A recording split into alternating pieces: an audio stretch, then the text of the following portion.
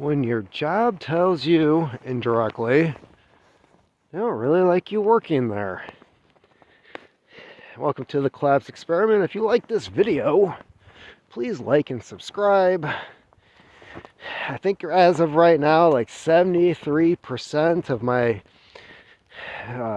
viewers that are coming back are not subscribed. And if I do the math in my head correctly, I might actually be close to like 1,000 subscribers if those people click on the little click thing. But that is neither here nor there.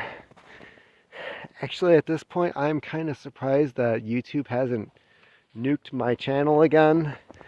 Because anytime I've actually worked on building the channel, doing all that good stuff, even when I was trying to follow the guidelines, they'd find something. They'd find something from like 4 or 5, 6 years ago and be like, this violated our terms. To get to the story. So, one of my jobs, and this is not just with this job, but previous jobs as well.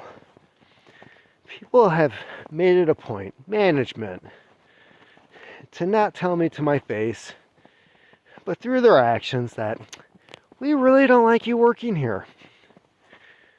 So I started working at this place.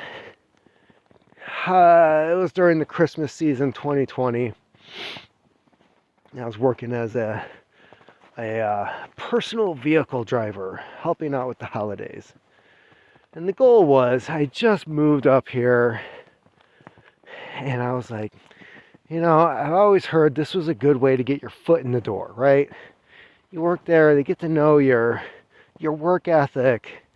If they like you, maybe you'll get hired in. And that was the goal for everybody who did this type of work that year. Everybody just really wanted to get some type of like foot in the door, part-time, full-time. They didn't really care. And that was one winter, long hours. They hired me even though I technically didn't have the type of car they were looking for. Toyota Corolla. How much can you really pack in a Toyota Corolla? But I got my job done. I got my stuff delivered. And towards the end of the season, I asked the supervisor, I was like, hey, are there any jobs? And he just starts shaking his head like, nope, no jobs. No part-time, none.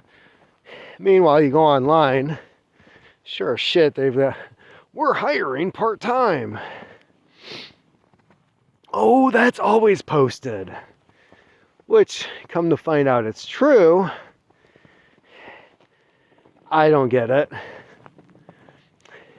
Seems like a waste of time and money to me to just keep having jobs posted for that don't exist. But I hear people are running into that today as well. 2020, 5 years later, people are still coming across that. Keep applying for jobs and I'm just not hearing anything. So I did that work. And then, one thing they said was, well, you don't have the experience. So I went over to the competitor, the ex of the feds, right? You can figure it out. So I go over there. I get a job right away as a driver.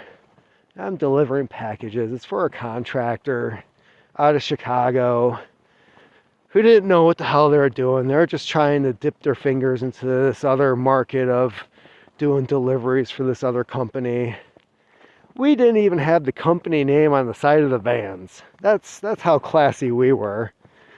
You could go pulling into somebody's driveway. It's a quarter of a mile to get to the off-grid cabin in the middle of nowhere, and some dude greets you with a shotgun on the porch. Who the hell are you driving on my property?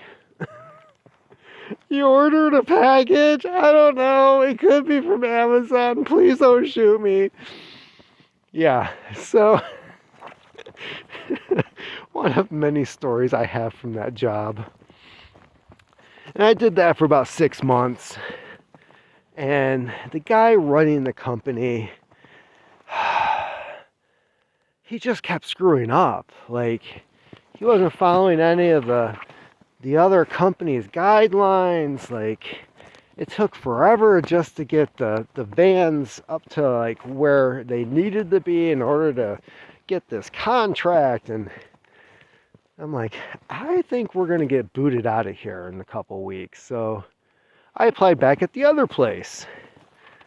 And the funny thing is, because I put on the application that I had worked there previously 6 months before, somebody over in Grand Rapids started the hiring process, and I go over to the warehouse and they're all like, why the bleep are you here? And I'm like, I was told to be here from somebody in GR. And they're like, oh. And all of a sudden they're like kissing my butt and going through all the rigmarole of getting me hired in. And then after that, it was just, I kept hearing like, you want to be a full-time driver, right? You want to be a full-time driver. That's the main goal here. That's where the big bucks are. You want to be a full-time driver. And I'm like, well, if this is a career, if this is something I can do and have great insurance, great pay, be able to have money coming in to do things to the house we want to do, this might be it. So I started working towards that goal. And you know, after like 6 months, some guy retired, somebody else was fired. You know how the story goes, positions opened up. And after 6 months, it was my turn to try to qualify as a full-time driver. So, I go through the driving class, which was 3 days online, kind of weird. And then 2 days on the road with the supervisor that tests the drivers on like whether or not they can do the job. And next thing I know, I'm doing what they call the packet. And I did the packet for 6 days. And here's why. For one, there's 2 testing routes at the place that I work at. And one of them is notorious for, if we don't want to hire this person, we give them this route, because even the person who normally does the route doesn't do their route in the time the computer says they should. So they give me that route. They give me that route with a truck that doesn't have a key fob that works. And with this company, you have this little clicker that you reach in your pocket. It starts the truck, you get in your seat, you press the button, and you go. I didn't have that, so I had to take the key out of my pocket every time after every stop and put it in the ignition, adding time. Then, I'm not from up here, right? I've only been up here about a year. But I didn't grow up here. I don't even live in the city that I'm working. I live in a little neighboring village. So what happens? They give me the dyad system where the navigation to your next stop doesn't work. So you get in the truck, you don't even know, do I go straight? Do I turn left? Do I turn right? No idea. You just have an address on the screen. And you're not allowed to take your phone out and plug the information in to figure out where the hell it is you're supposed to go. So that's another thing. Then to top it off, they keep loading my truck to the point where I can't even walk through the alley, the walkway in between the shelves. They just have it stacked with boxes. In some of my earliest deliveries, I had to open the back door of the truck to get their stuff out. Back door didn't work. And I didn't have the key fob. That was the other thing. You click the fob twice, and the back door unlocks and you can lift it up. No fob, no key to unlock it. Can't unlock it and open it from the inside because you can't get to the fucking door. So no door that works. Amazing. And the list goes on. They purposely made it. And after the first day, I was like, dude, I need this thing to work. And you know what it was? A battery. It was a flippin' battery. They refused to let the mechanic put a new battery in the fob so that I could get it working. Because the only person that's allowed to touch it is the mechanic. Nope, I don't have a battery. I gotta order that. Dude, they have a store right down. Dollar General carries it. Dollar Tree carries the battery.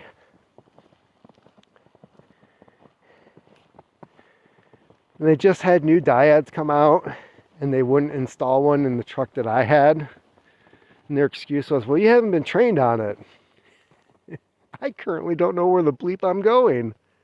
And he didn't train any of the other drivers. He gave them a pamphlet and said, look this over. Know how to do it tomorrow.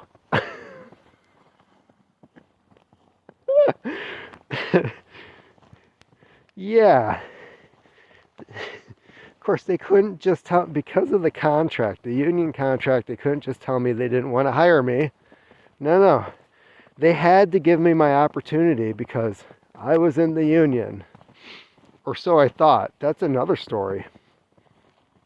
No, because I worked there, they had to have X amount of people try to qualify for full-time. And then after that, they could hire in from outside. And what I didn't know was that they already had four guys lined up to be hired directly from the outside to become full-time drivers. They didn't put any time in at the company. They didn't have to work their 9 months to get insurance. Nope, hired in off the street. You qualify, you're in. So, day 6. Day 6 was the easiest day I had because that was the day I already knew I wasn't doing this anymore.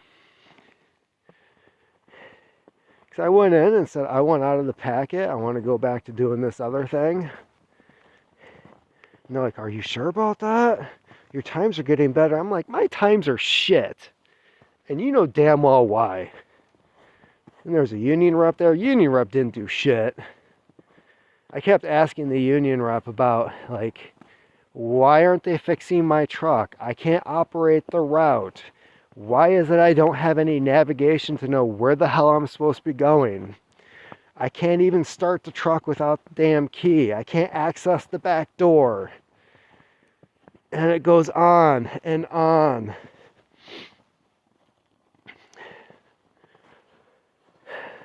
So yeah, day 6. Day 6 was actually my best time. And there was a good portion of packages I didn't even deliver. Because that was a day I just did not give a shit because I wasn't doing it again after that.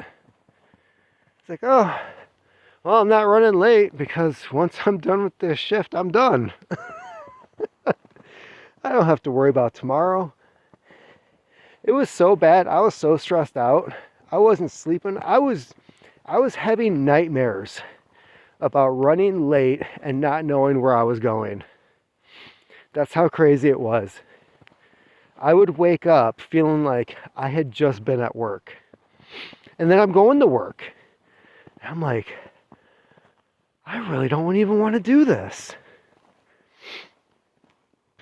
And then the people after me, the ones who were hired in, oh my God, they made up routes for them.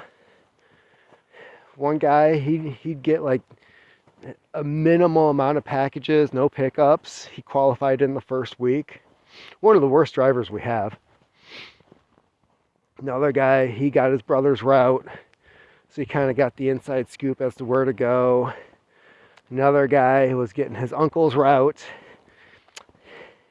That's the other weird thing. I'm pretty sure this company has a policy about family being hired in. It's kind of a big no-no.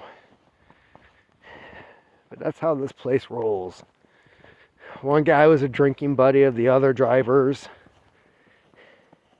They all got hired in.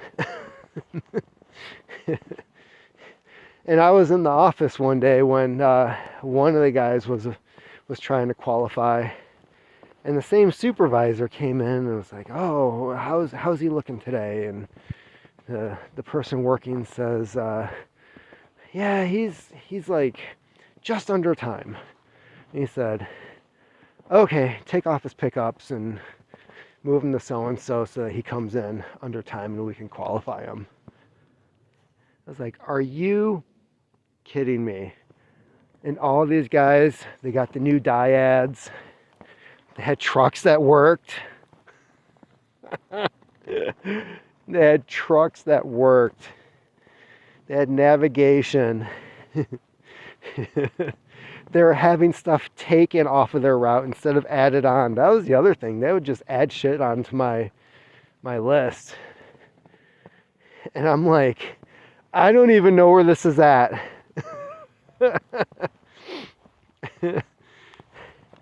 Yeah, half the time, I was going to places I didn't know where the delivery door was, so I was wasting time like going to the front desk, and they're all like, yeah, I don't even know where you guys deliver to.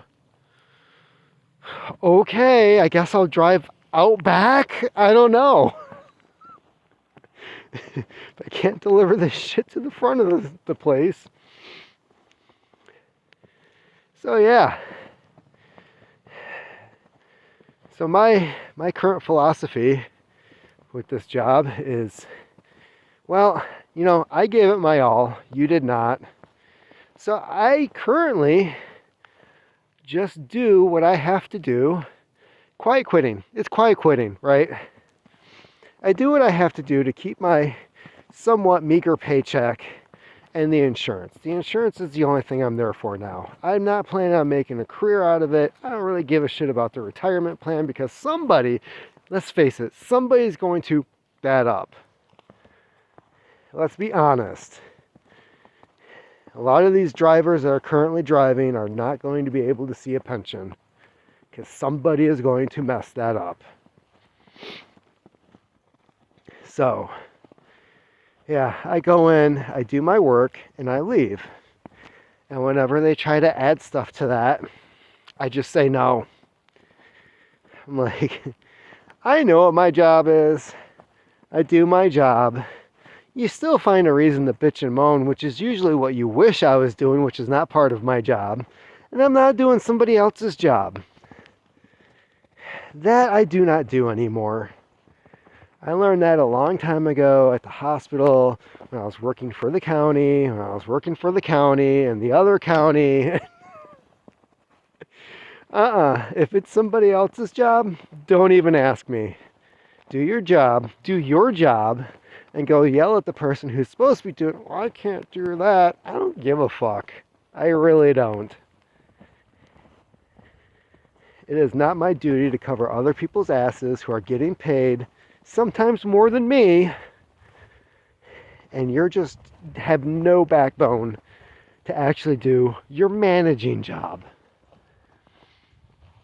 So yeah, when companies don't bother telling you they don't want you working there, this is what you have to look forward to.